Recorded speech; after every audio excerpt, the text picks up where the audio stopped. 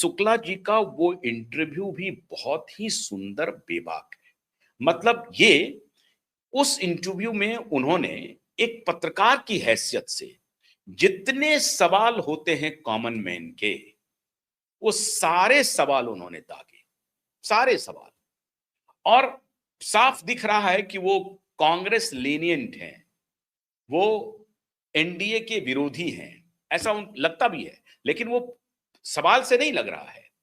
बार बार उनको वो एक प्रकार से प्रवोक कर रहे हैं कि कुछ बोले हैं, लेकिन इतनी इतनी शालीनता के साथ नीतीश कुमार ने उनके सवालों का जवाब दिया। आप उस इंटरव्यू को जरूर देखिएगा, राजीव शुक्ला और नीतीश कुमार का जो इंटरव्यू है। मैं बस आपको जिक्र कर रहा हूं उनके कुछ सवालों को। राजीव शुक्ला ने नीतीश कुमार से पूछा कि आप इतने सज्जन हैं, शालीन हैं, कैसे संभालेंगे आप रेल मंत्रालय को? ये मंत्रालय तो विशाल है, इतना बड़ा वर्क फोर्स है, कैसे संभाल पाएंगे आप? आप तो बहुत सज्जन आदमी हैं, सुशील आदमी हैं। नीतीश कुमार ने कहा, सज्जन हूं, सुशील हूं, सज्जनता व्यवहार में होनी चाहिए। इसका मतलब मैं सख्त नहीं हूं, ऐसा बिल्कुल नहीं है। अगर कोई गलत काम करेगा तो मेरी सख्ती भी दिखेगी। और वो भी बड़ी शालीनता से नीतीश जवाब दे रहे हैं। वो कह रहे हैं कि मैं सज्जन जरूर हूं, शालीन हूं, वो व्यवहार के लिए है। अब ये एक राजनेता कह रहे हैं कि व्यवहार में सज्जनता, शालीनता होनी चाहिए, लेकिन काम में जहां गड़बड़ी हो वहां सख्ती का प्रयोग ना हो, ऐसा नहीं हो सकता है। फिर वो शालीनता, फिर वो सज्जनता किस काम का? अब यहां मुझे कोई चालाकी समझ में नहीं आई।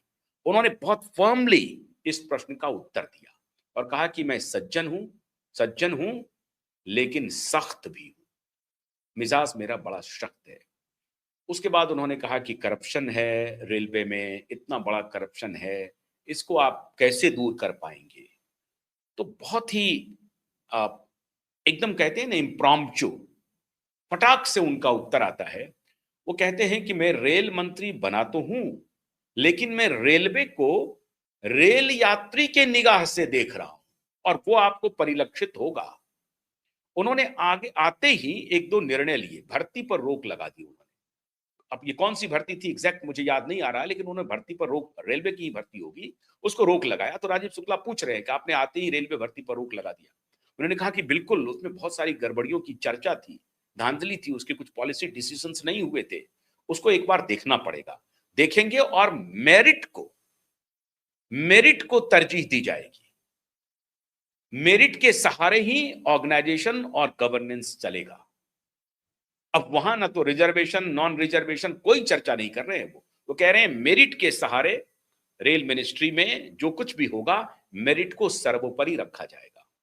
जो योग्य हैं वो अच्छा, उनको आशीर्वाद भी मिलेगा, उनको वरदान भी मिलेगा, और जो अयोग्य हैं उनके खिलाफ शक्ति भी होगी। और भ्रष्टाचारियों के लिए तो कोई जगह नहीं है, जीरो टॉलरेंस। वो कह रहे हैं कि हम इसमें कोशिश करेंगे। अभी तो मैं सिर्फ 15 दिन हुआ है, अभी आने दीजिए। आप ठीक कह रहे हैं, आपकी किसी भी बात से असहमति नहीं है। वो कह रहे हैं कि टिकट में दलाली हो रही है, घूसखोरी हो रही है, जो वेंडर्स हैं रेलवे स्टेशन पे वहां पे दलाली चोरी है, बड़े पैमाने पर जो टीटीसी हैं वो करते हैं। एक एक सवाल उन्होंने कॉमन मैन का राजीव शुक्ला ने पूछा रेल मंत्री से, एक एक सवाल। वो हर सवाल उन्होंने पूछा जो सवाल एक रेल मिनिस्टर से पूछा ही जाना चाहिए, कॉमन मैन को ध्यान में रखते हुए। और उस हर सवाल का नीतीश कुमार ने कहा, आपने जितने सवाल उठाए हैं उससे 100% हमारी सहमति है, 1% भी हम इससे अलग नहीं राय रखते हैं, क्योंकि जिस सवाल को आप उठा रहे हैं, आप यात्री के सवाल को उठा रहे हैं, और मैं रेल मंत्री नहीं, रेल यात्री के बतौर ही मिनिस्ट्री ऑफ रेलवे को देख रहा हूं। ये थे नीतीश कुमार। फिर एक तीसरा बहुत महत्वपूर्ण सवाल पूछा कि आप वाजपेयी जी की सरकार में मंत्री हैं, लगातार यह आरोप लग रहा है वाजपेयी जी के चेहरे पर खुशी नहीं है, वो खुश नहीं है, और इसका कारण यह बताया जा रहा है कि बीजेपी के जो अलाइज हैं वो उनके साथ बार्गेन करते हैं, अननेसेसरी दबाव डालते हैं, इसलिए ऐसा हो रहा है। आप इस उत्तर को फ्रेम बाय फ्रेम रोक करके जरूर देखें, फ्रेम बाय फ्रेम। तब शायद आपको नीतीश कुमार और उनके व्यवहार या उनकी सोच, भारतीय जनता पार्टी के साथ उनके रिश्ते, इस सब पर आपको बहुत एक एक प्रकार से खुली किताब होगी जिसे आप फौरन पढ़ लेंगे, फ्रेम बाय फ्रेम रोक रोक करके आप उस इंटरव्यू को देखें। नीतीश कुमार कहते हैं, मुझे ऐसा नहीं लगता है कि वाजपेयी जी उदास है, बिल्कुल उदास नहीं है वाजपेयी जी।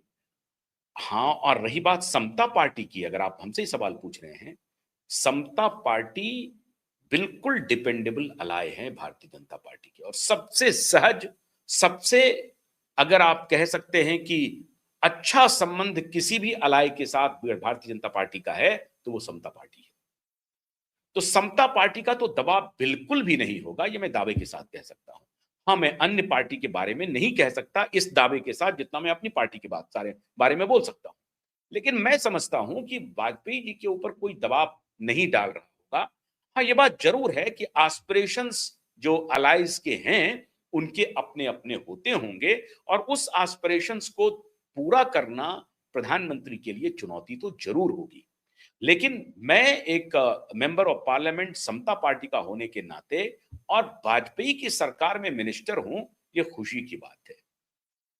ये खुशी की बात है। मैं अपने को खुद को एक ऐसा नहीं कहा कि मैं गौरवान्वित मानता हूं, लेकिन मैं खुश हूं कि मैं वाजपेयी जी की कैबिनेट में मिनिस्टर हूं। वाजपेयी जी को वो इतनी इज्जत देते थे नीतीश कुमार, और आज भी देते हैं वो। वाजपेयी जी के बारे में उनके ये ख्याल थे, उन्होंने कहा कि मुझे मुझे बहुत, मैं खुश हूं कि मैं वाजपेयी जी की कैबिनेट में मिनिस्टर हूं।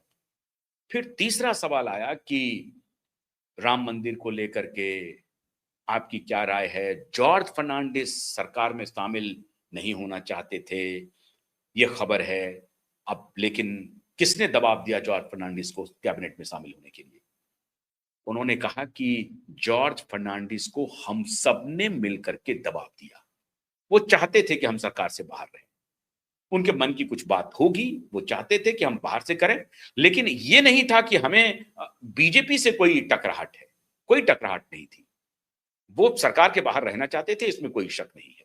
वो नहीं चाहते थे कैबिनेट में शामिल होना।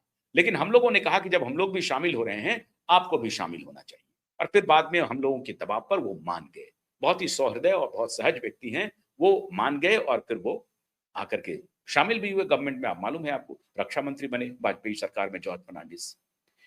फिर पांचवा बहुत इंपॉर्टेंट सवाल था राम मंदिर के ऊपर। राम मंदिर के ऊपर उन्होंने कहा कि देखिए, राम मंदिर के ऊपर 1996 का जो स्टेटेड स्टैंड है, उस पर हम लोग हैं, और जो कॉमन मिनिमम प्रोग्राम है उस पर हम लोग चल रहे हैं। बहुत सारी बाध्यताएं होती हैं, लेकिन उन्होंने इस सवाल पर बहुत खींचतान नहीं किया। बहुत खींचतान नहीं किया। इससे आपको स्पष्ट हो जाएगा कि नीतीश कुमार कभी भी राम मंदिर बनने के खिलाफ नहीं थे। वो चाहते थे राम मंदिर बने। हाँ, ये सबकी इच्छा थी कि राम मंदिर बने, लेकिन हिंदू मुसलमान की टकराहट पर ना बने। कोई ऐसा वातावरण बने जहां दोनों समुदाय सहमत हों और राम मंदिर का निर्माण हो जाए। लेकिन नीतीश कुमार का उत्तर साफ और स्पष्ट था कि हम लोग कॉमन मिनिमम प्रोग्राम पे कर रहे हैं, हमारी कोई उस पे कोई टकराहट नहीं है। कुछ बातें ऐसी होती हैं जिस पर हम लोग सहयोग करके, आपस में बातचीत करके उसको आगे बढ़ाएंगे। Nitish Kumar again confirm, he was never ever against Ram मंदिर, कंस्ट्रक्शन ऑफ राम मंदिर, नेवर एवर। तो ये जो कहा जाता है कि नीतीश कुमार ने उनकी टकराहट थी और ये था, बिल्कुल भी नहीं था। इसके बाद एक और महत्वपूर्ण सवाल है। किसके बारे में? रामविलास पासवान जी के बारे में। कहा कि लालू यादव ने कहा कि रामविलास पासवान रेल मंत्री बने हैं, वो इतना उद्घाटन करते जा रहे हैं, इतना उद्घाटन करते जा रहे हैं कि बिहार में जमीन ही नहीं बचेगी, सारा जमीन रेलवे को चला जाएगा। हंसी के मूड में कहा, तो वो मुस्कुराने लगे। बोले हाँ, ठीक ठीक बात है, अब मैं उनके बारे में कुछ नहीं कह सकता हूं, उद्घाटन हुआ है, ये बात सही है। अब एक उद्घाटन का जिक्र लालू यादव भी कर रहे हैं। ऐसे ही बिहार के किसी उद्घाटन का जिक्र कर रहे हैं कि नहीं, उसमें पहले हो गया कि नहीं, उद्घाटन के लिए प्रधानमंत्री आएंगे और वो पुल के उद्घाटन के लिए। अब पुल नहीं बना या जो भी बना, उसकी चर्चा हो रही है कि वहां हमने विरोध किया, नहीं हो सकता है, हो सकता है। उस पर नीतीश कुमार ने कहा कि जब आप मुख्यमंत्री थे साहब, तो आपने तो हजारों उद्घाटन कर दिए। बड़ी जोर से ठहाका लगा सदन में कि उद्घाटन कर दिए, उसका कुछ पता नहीं है। और वो इशारा कर रहे थे चरवाहा विश्वविद्यालय की तरफ कि उद्घाटन कर दिए, सब कुछ हो गया, पता नहीं कहां गया कुछ। खूब जोर से हंसने लगे दोनों। तो इस तरह का चलता रहा दोनों के बीच में। लेकिन अब नीतीश कुमार वो नीतीश कुमार नहीं है, बदले हुए नीतीश कुमार। लेकिन जिस नीतीश कुमार के बारे में लालू यादव ने कहा कि पेट में दांत है, जिस नीतीश कुमार के बारे में कहा कि अपॉर्चुनिस्ट हैं, पलटू राम है नीतीश कुमार, और अब जो नीतीश कुमार कह रहे हैं कि अब हम कहीं नहीं जाएंगे, इसको इसको देखने के लिए मैं थोड़ा-सा फ्लैशबैक में गया, और जब मैंने नीतीश कुमार को जाँचने की कोशिश की, परखने की कोशिश की, तो लगा कि नहीं, नीतीश कुमार ठीक कह रहे हैं कि अब वो कहीं नहीं जाएँगे। और नीतीश कुमार को वो पुरानी बात याद आ रही होगी, जब वो दिल्ली लौटे हैं, रायसीना लौटे हैं, हस्तिनापुर लौटे हैं, इंद्रप्रस्थ लौटे हैं, तो वही पुरानी बात याद आएगी और वो एक बार फिर से वाजपेयी को ढूंढेंगे, एक बार फिर से अपने बड़े भाई लालू को भी ढूंढेंगे, और दोनों सदन में नहीं होंगे, लेकिन एक बिहारी सदन में मौजूद रहेगा। बहुत बहुत शुक्रिया। नमस्कार।